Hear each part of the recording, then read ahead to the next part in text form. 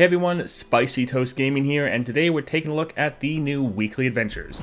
So we have a 1.5, 2.5, and a 3-star adventure. For the 1.5, we have Game Start, all players summon 2 Funsmiths. This is a great power, so the Funsmith you see right here. All of your spells and skills deal 1 extra damage. You're summoning 2 of these. Probably the most enjoyable champions to use for this, I would say, would be Annie as well as Jhin. Both of them have a lot of spells and skills that normally deal damage, so increasing those damage even more. Annie especially, her star powers already increase all the damage of your spells and skills by 2, so further increasing that would be a lot of fun. I would also recommend using your Luden's Tempest, relic that again increases all of your spells and skills damage by an additional 1 when your champion's on the board. Also, if you're going for Annie, probably use the Dreadway Chase Guns, which work that when you summon Annie, you summon a 0-cost spell that normally does 1 to the enemy nexus, but with all of these added damage increases, each one will be doing more like 6 damage per shot, which can be pretty crazy. So I hope you guys enjoy this one. It should be a lot of fun.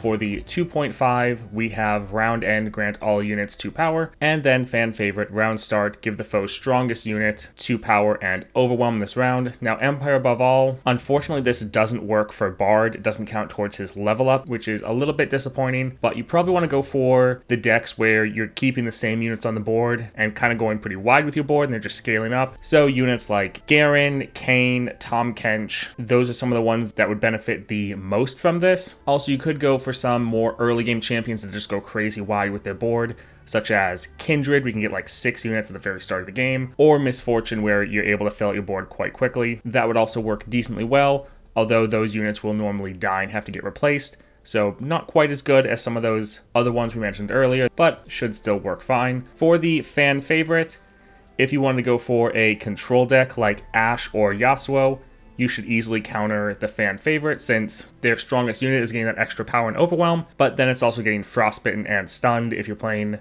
Ashe or Yasuo. So if you don't necessarily want to worry about Empire Above All, or don't want to focus on that one and just want to counter fan favorite, those two should work decently well for that. For the 3-star experimental design, each unit with 2 or less power has a 50% chance of being stunned and a 50% chance of gaining elusive this round. And then remove the imperfection when a foe summons a unit, recall one of the player's followers with less power than it, and then the vicious enemy. This is actually a pretty good pairing because if you're trying to go for the experimental design, that means you're going to be having very low power units, but then they remove the imperfection, your low power units are going to get recalled whenever the foe summons any unit that is not low power. Also, most decks in the game, you don't have too many units that start with 2 or less power, so I wouldn't try to focus on using the experimental design.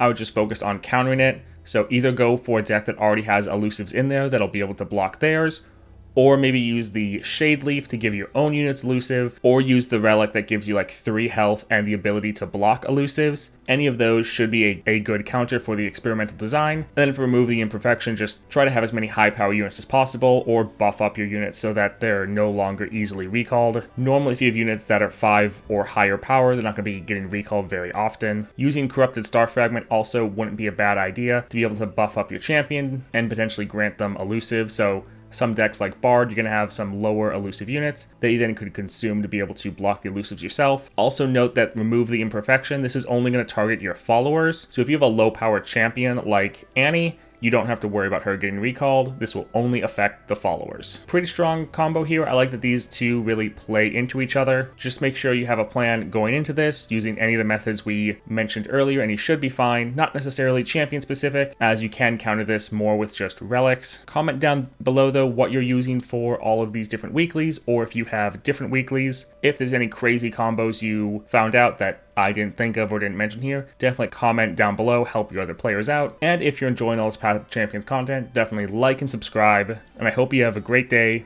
and a great week.